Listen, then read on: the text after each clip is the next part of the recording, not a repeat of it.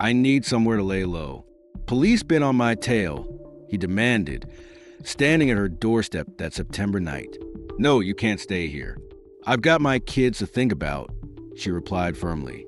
The argument intensified, voices rising in the quiet Baton Rouge neighborhood. Then came the sound that would forever echo through Joyce Drive, gunshots piercing the night air, tearing through more than just a door. In an instant, a mother's life was cut short. Children were left traumatized, and a community was left to wonder how such violence could erupt so suddenly. This is the story of Brenda Anne Mullins, a 40-year-old woman whose refusal to compromise her principles cost her everything.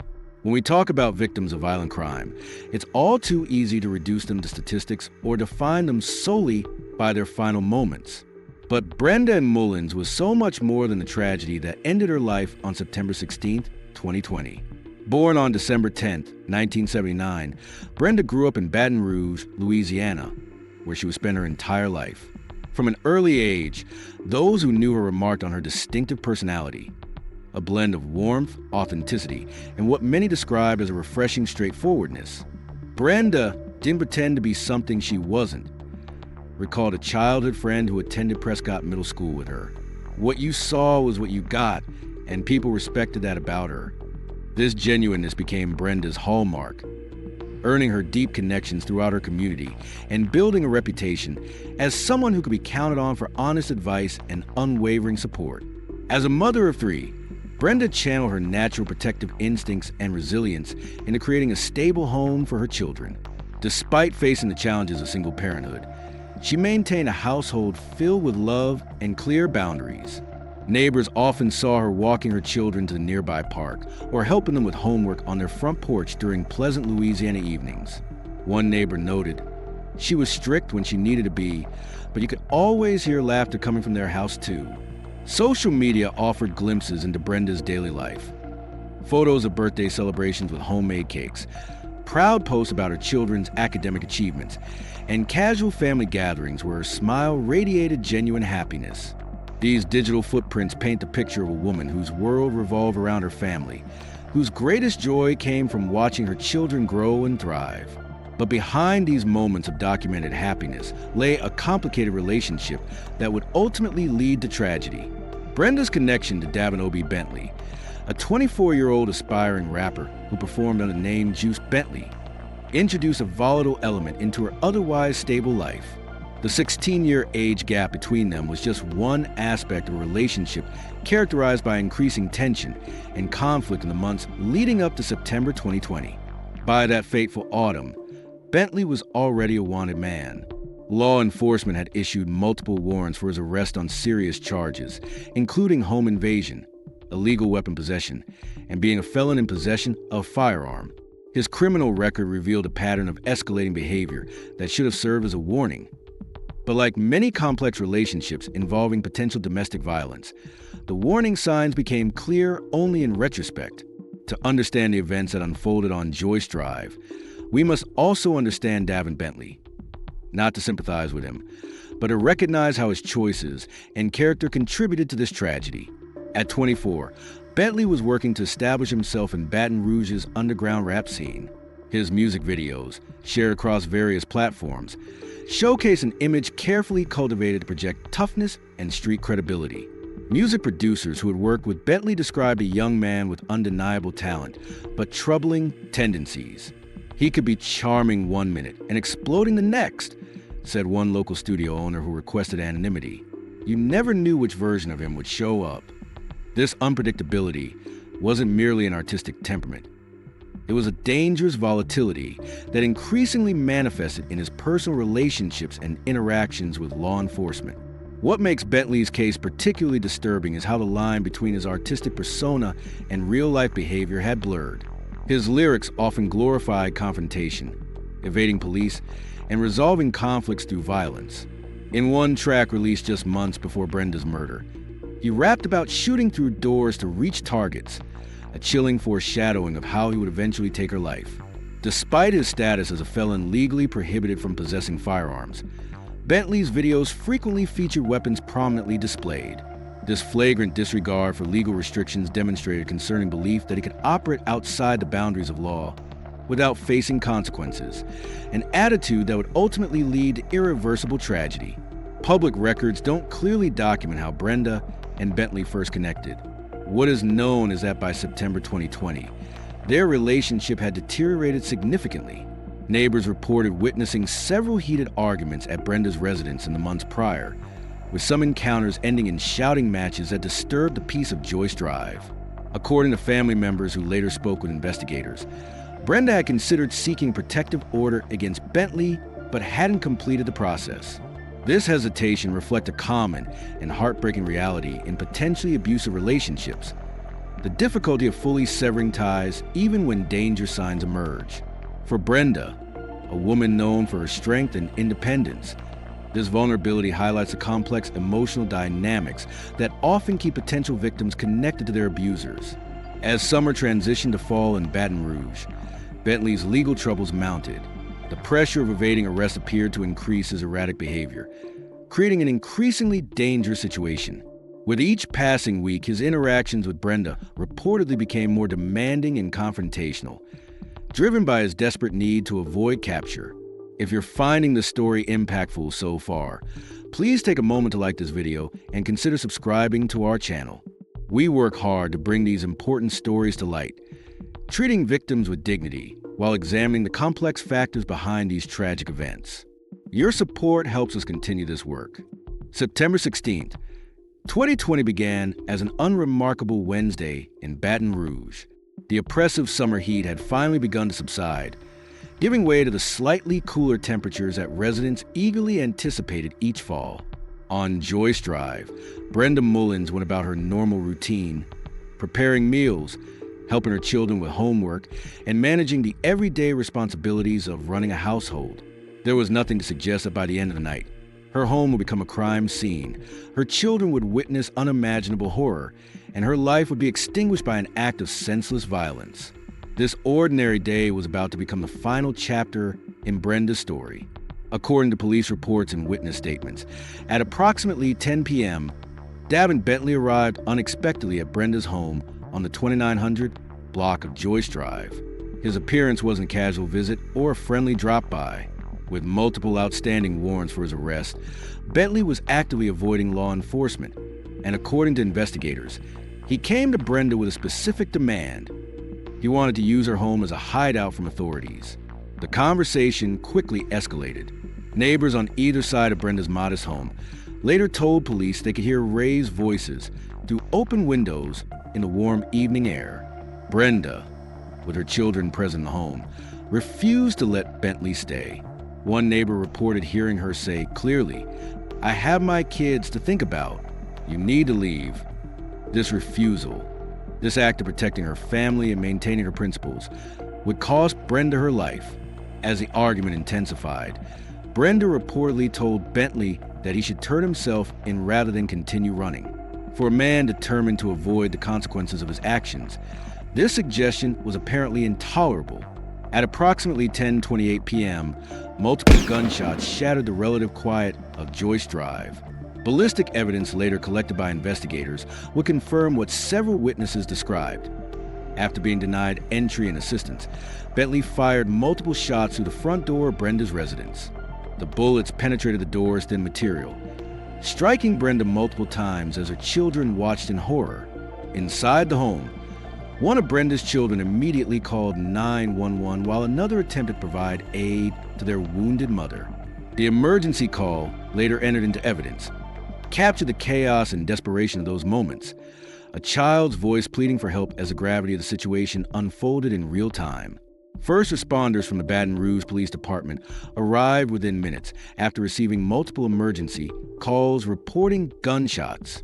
They found Brenda suffering from severe gunshot wounds. Despite their rapid response, the injuries were catastrophic. Emergency medical personnel worked frantically to stabilize her for transport to a nearby hospital, but the damage was too extensive. Brenda and Mullins was pronounced dead shortly after arrival, becoming another statistic in a city that has struggled with elevated rates of domestic violence. Back on Joyce Drive, police quickly established a perimeter around the residence. Detectives from the Baton Rouge Police Department Homicide Division arrived within the hour and began the methodical process of documenting the crime scene.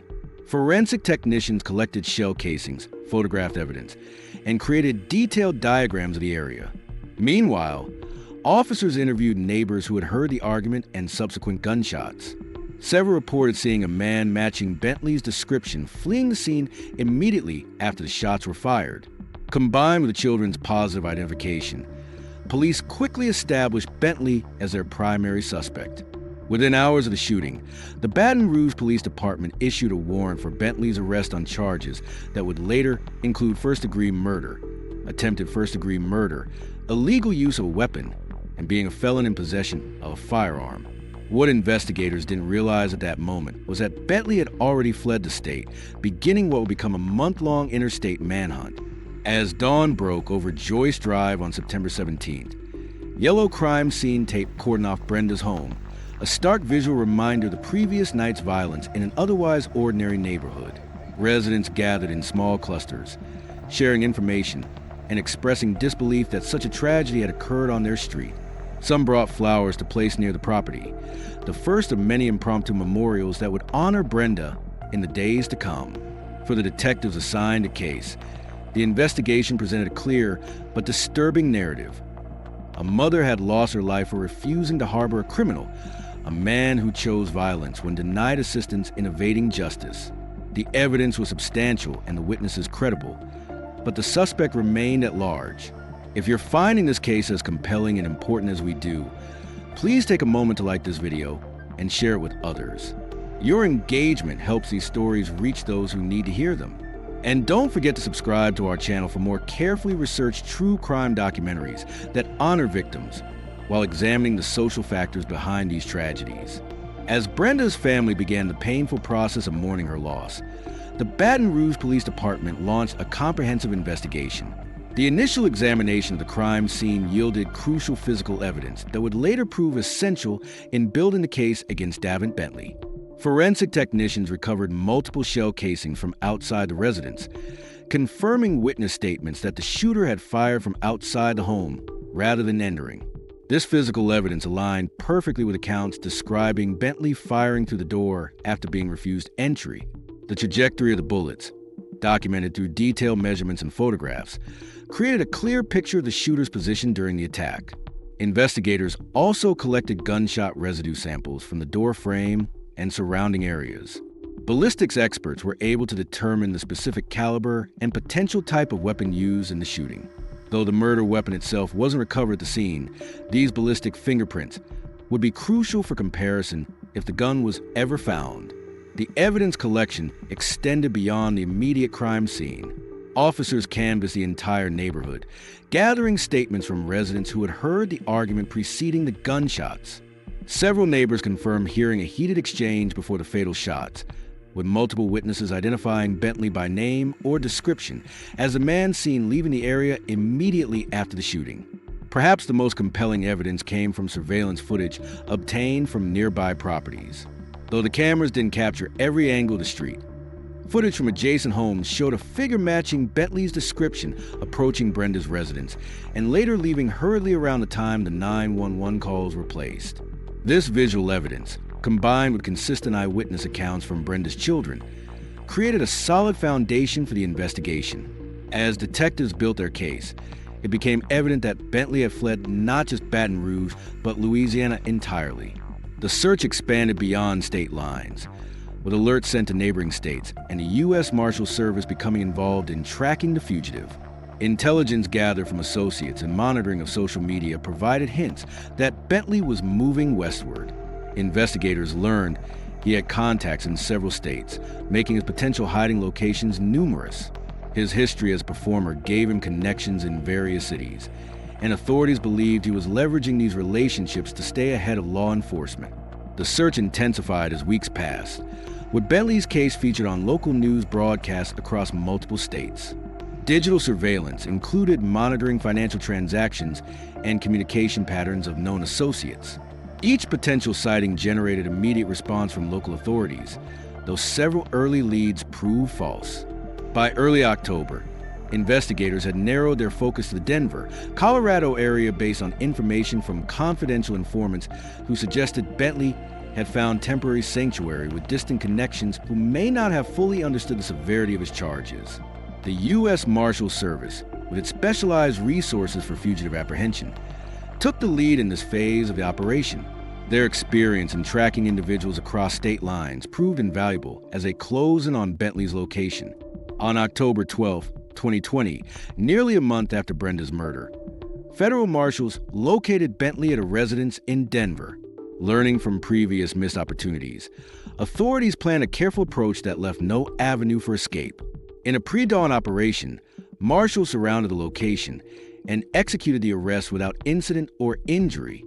Bentley, who had evaded capture for 26 days, was taken into custody without the violent resistance he had shown on the night of September 16th.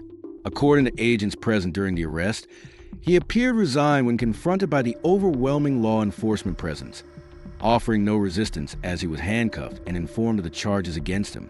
Within days, extradition proceedings began to return Bentley to Louisiana, where he would face justice for the murder of Brenda Mullins. The interstate manhunt had succeeded through methodical investigation, coordination between multiple agencies, and relentless pursuit of evidence.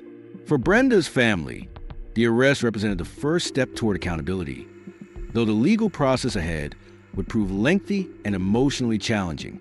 As Bentley made the journey back to Baton Rouge in custody, investigators continued strengthening their case, ensuring that when he finally stood before a judge, the evidence would speak clearly to his guilt and the severity of his actions.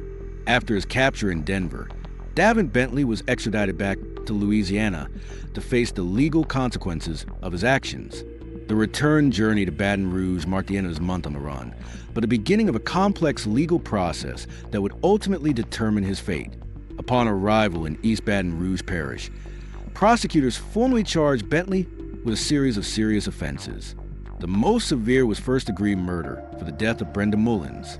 Additional charges included attempted first-degree murder, illegal use of a weapon, and being a felon in possession of a firearm. These multiple charges reflected both the gravity of Bentley's actions on September 16th and his prior criminal history that prohibited him from legally possessing firearms.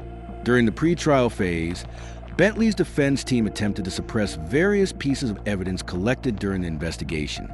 Court records show these efforts were largely unsuccessful, with judges ruling that the evidence had been properly obtained and documented by law enforcement. The prosecution's case remained intact despite these legal challenges. The trial itself began in April 2023, approximately 2.5 years after Brenda's murder. This delay, while frustrating for the victim's family, allowed both prosecution and defense to thoroughly prepare their cases and for all evidence to be properly processed and analyzed. Over 5 days, the court heard testimony from multiple witnesses who helped reconstruct the events of that fatal night on Joyce Drive. Among the most compelling witnesses were Brenda's children, who provided first-hand accounts of the domestic dispute that preceded the shooting. Their testimonies established that Bentley had attempted to use their home as a hideout from police and that Brenda had refused, a decision that ultimately cost her life. The consistency of their accounts, despite the trauma they had experienced, provided powerful evidence against Bentley.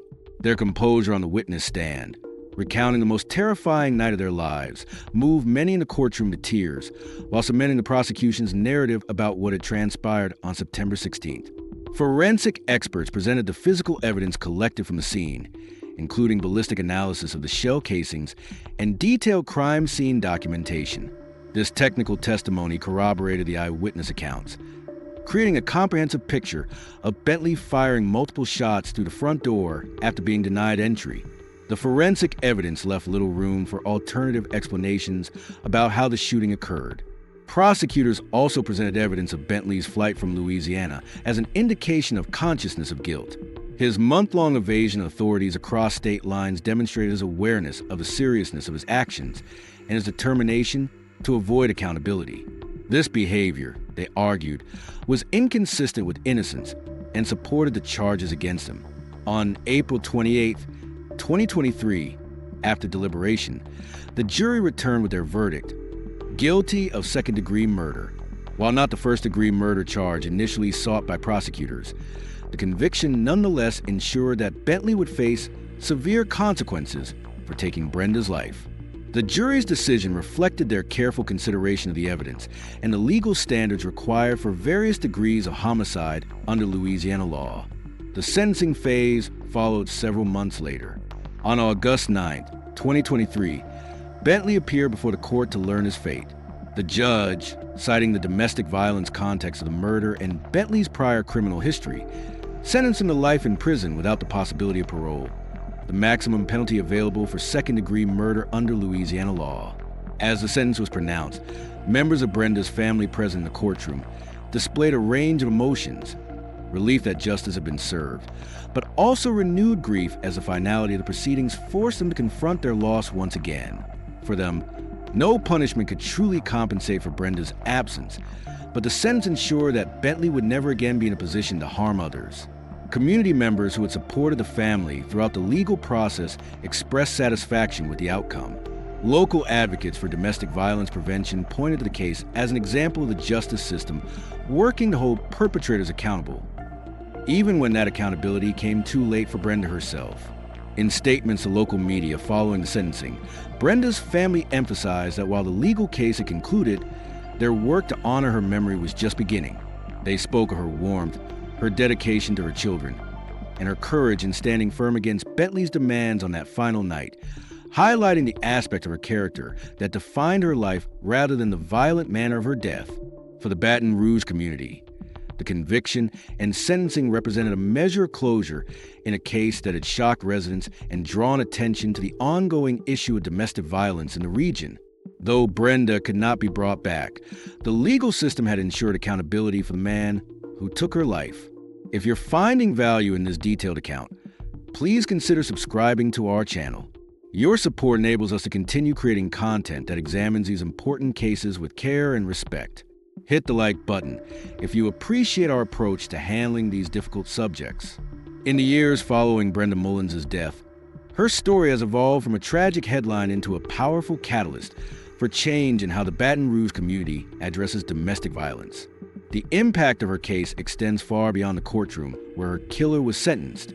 The East Baton Rouge District Attorney's Office specifically mentioned Brenda's case in their 2021 Domestic Violence Annual Report, using it to highlight critical gaps in the system that allow repeat offenders to continue patterns of abuse. This official recognition has helped shape policy discussions around strengthening protective orders and improving law enforcement response protocols in domestic violence situations. Local memorials for Brenda took various forms in the community that knew and loved her. Candlelight vigils held in the months following her death brought together not just family and friends, but also strangers moved by her story. Social media became a platform for celebrating her life, with dedicated memorial pages sharing photos and memories that painted a fuller picture of who she was: a loving mother, a steadfast friend, and a woman of principle. Brenda was so much more than what happened to her, a family spokesperson told local media during one memorial event. She was joy and strength and love. That's what we want people to remember about her. These public remembrances served a dual purpose, honoring Brenda while also raising awareness about domestic violence. Advocacy organizations throughout Baton Rouge have incorporated her story into their educational materials, using it to illustrate how quickly domestic situations can escalate to deadly violence and the importance of community support systems for those at risk. Local domestic violence shelters reported an increase in calls and requests for assistance in the months following extensive media coverage of Brenda's case, a bittersweet indication that her story prompted others to seek help before their situations became similarly dangerous. Perhaps the most meaningful aspect of Brenda's legacy comes through the voices of her children and other family members. In public statements, they have consistently emphasized her compassionate nature and the value she instilled in those around her. They have channeled their grief into advocacy, participating in community forums on domestic violence prevention, and supporting initiatives aimed at protecting vulnerable individuals. While no formal foundation bears Brenda's name, her influence is evident in the increased attention given to domestic violence issues in Baton Rouge. Local support services report higher levels of community engagement since her case gained prominence, with more people volunteering, donating, and actively participating in prevention efforts. A local shelter even created a program specifically designed to help mothers in potentially violent relationships create safety plans that prioritize their children's well-being. A direct response to Brenda's story. The lessons drawn from Brenda's case are clear and urgent. Domestic violence requires early intervention, robust support systems, and a coordinated community response. Her story demonstrates the critical importance of recognizing potential warning signs and providing safe pathways for those in volatile relationships. It also highlights the need for law enforcement to apprehend repeat offenders before their behavior escalates to deadly violence. Brenda Anne Mullins, mother, friend, community member, refused to compromise her principles even when faced with deadly threats. This final act of courage, though it cost her life, revealed her true character and has inspired others to take stands against violence in their own communities. Her decision to prioritize her children's safety above all else reflects the essence of who she was. A mother whose protective instincts remained stronger than fear, even in her final moments. In examining this case, we're confronted with difficult questions about how society fails to protect victims until it's too late. Could earlier intervention have saved Brenda's life? Would better enforcement of existing warrants have prevented Bentley from having the opportunity to commit murder? These questions have no simple answers, but they must be asked if we hope to prevent similar tragedies in the future. What remains undeniable is that Brenda's refusal to harbor a criminal, her stand for what was right, came at the ultimate cost. While her killer now served a life sentence, nothing can restore what was lost that September night.